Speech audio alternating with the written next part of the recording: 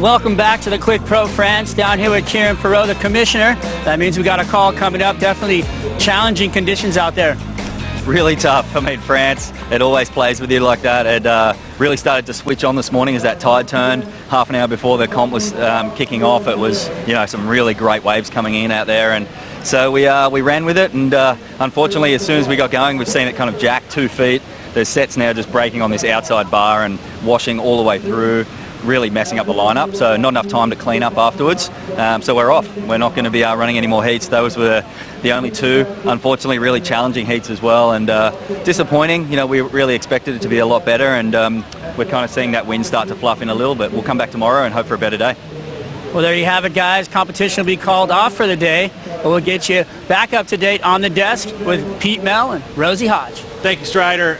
Big news, Rosie. We have conditions challenging again, like we talked about, and here we are calling it off. And you've been able to work this event many years and know how challenging it is to make calls, to even get it on, and even to call it off. But I think that it was a good call because, again, swell is still rising, and then also the wind's not the optimum direction. Well, obviously also just hearing from the surfers as they come out of their heats, just listening to how challenging it is. There's so much more water than you anticipate even watching from the beach. So, you know, it's all those curveballs that we get thrown, but the lead up to this event, they really making sure that they're picking the right bank for the event site. So there's so many variables that come into play here in France. It keeps us on our toes, but that's what keeps it exciting. Well, and with those conditions the way they are, we've had two, I wouldn't say underdogs, but two surprise wins. You know, the top seeds were not able to get through those early ones. Yeah, well, your boy Nat Young coming away with the first heat win, and, you know, he's coming in that, you know, bottom 20 position, so he's really got to make that ground. And Culs Nus, I mean, he's breathing a sigh of relief, getting redemption for the heat in Tahiti against Kelly Slater. Gotta love that, right? This first heat, you know, the wave that Nat Young really kind of separated himself, he was able to find this early barrel, backhander, got barreled for a bit, and then actually stayed open through the inside. And Nat Young had talked about during his interview how hard he's been working in that time between here, or trestles in here. Yeah, totally, and just how prepared he is. I mean, that's a board that he has never ridden before, but just looking at the conditions from the beach, deciding he's going to need a bit more foam. So great read from Nat Young, and, you know, making hay while the sun shines. Getting that 717 early was so important for his heat lead. This was his backup score of a 383, you know, and it came in a little surprising for me, considering that he did get a little barrel ride and then actually completed that last move. It was a little bit shaky, I guess, and that's why the judges really didn't deem that last turn complete. That was a great three-point ride. And Parker, I mean, it was probably frustrating for Parker just because we had those closeout sets. He was on the back of the ski trying to get back to the outside, and unfortunately he couldn't kind of redeem himself on a backup ride. Here's the score. It's a 717, a 383, enough to get himself into round 3. Nat Young, Joel Parkinson, and Matt Banting will be fighting it out in round 2. The next heat, of course, and I guess I have to ask you the question too, is that when we start having contests like this where we go on hold and we're kind of debating if we're going to surf, I mean, how challenging or how hard can it be to deal with that kind of and have that flexibility? Well, I think, you know, as a surfer, you come down to the beach and you're so prepared, especially if you're one of these earlier heats, and it can become quite draining. I mean, just down here in the competitors area, there's so much energy, so many people. It's a new country. It's, you know, you've traveled all this way, so it can be pretty draining when you're going on hold, start, stop. But I think everyone's just taking it in their stride. Well, I'm going to ask you in a minute about what those tips are to make it better for you. Kelly Slater up against Kanoa Igarashi and Culs Nus. This was a rematch you talked about from Tahiti, which was such a great heat to watch.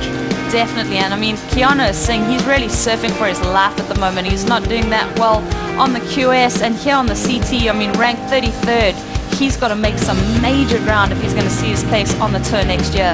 That's so true. And this heat here, you know, you got Kelly, this turn, very, very amazing. I mean, the way he gets in the lip and somehow pulls it off, not able to pull the second move, and then his backup score only needed a 273 at the end of the heat. That was, to me, just showed how challenging this break is right now. 2.73, he had priority, he probably needed that score for over 10 minutes and just could not find anything to get that opportunity for 2.73. That is baffling to me. So baffling. Well, Culs Nus did take the win there, and he's with Strider Wazalewski down on the sand. Thanks, Pete Mel. Yep, down here with Culs Nus. That must feel really good to take that heat out. Your second win of that first round. Yeah, it's nice to finally beat Kelly. I think we came up against each other like 3 or 4 times, and I never got him. Although it was like a low-scoring heat, you know, it was nice to finally beat him. But I still owe him 75 push-ups from UFC 201. We had a bet, and I lost that one. But no, I mean, the waves are tricky. Like, if you can see, it's like tough to even paddle out. It's even tough to run back up the beach after you get pounded and washed in. But you know, it was tough. You know, that just says it all. If 11-time world champion, you can't, you know, find a 2 out there. It's difficult, you know. So it's not easy, and you know, you can mind surf all the barrels you want down the beach, but once you paddle out, it's a different story. When you're getting ready for a heat like that, you're riding different equipment. Does that play into your prep? No, because I ride the best boards. You know, Wade Socorro Shape's the best board, so that doesn't really play into my mind. And you know, I like surfing on bigger boards. I feel like it helps me push a lot harder on my turns. And you know, for me, I was pretty excited to get on a little bit bigger board. But yeah, I mean, you know, when you're facing guys like that, you really mentally have to be prepared to be a lot smarter in the heat, and that's kind of what I focused on, is focus on myself and the rides I can get. You know, obviously we're looking at huge barrels on the beach, but if you can pull yourself back from riding all those barrels and, you know, just find yourself 2 turns on a wave or even 1 turn, and just allow yourself to just get turns to, you know, make average scores happen and get through a heat, and that's what I had to do. Well, congratulations on making it through, jumping through to round 3. Keanu Singh, back up to you guys. Thank you, Strider, and of course, congratulations to Keanu Singh. He talks about how he's fighting for his life on this tour, needs to put results in this back 3 events. How important and how hard can that be with that stress? Well, he really has left it down to, you know, that 4th quarter where we just seeing that pressure mount. We're seeing a lot of guys trying to make it across that cut line of 22 and, you know, solidify their spots on this tour. So it can be so daunting, but it seems like he's taking it in his stride, like we mentioned. Making this round 1 heat is going to give him so much confidence going through. Well, if you look at the rest of the draw, we've got a couple title contenders going to be happening up at 3, 4, and 5 in those heats. You know, you look at Kelly already into round 2, Parko already into round 2. They could be fighting those wild cards if the wild cards don't win. So it's going to be an interesting round 2 already. It's a daunting prospect. I mean, you mentioned number 5 in the world, Kelly Slater, going down in that round, needing a 2-point ride.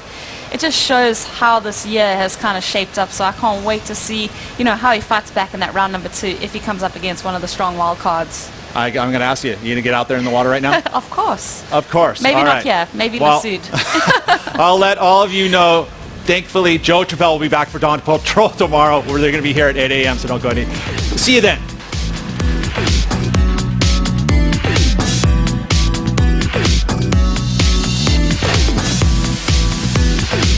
This copyrighted event broadcast is produced by the World Surf League for broadcast around the world and may not be retransmitted, reproduced, rebroadcast, or otherwise distributed or used in any form without the written consent of the World Surf League.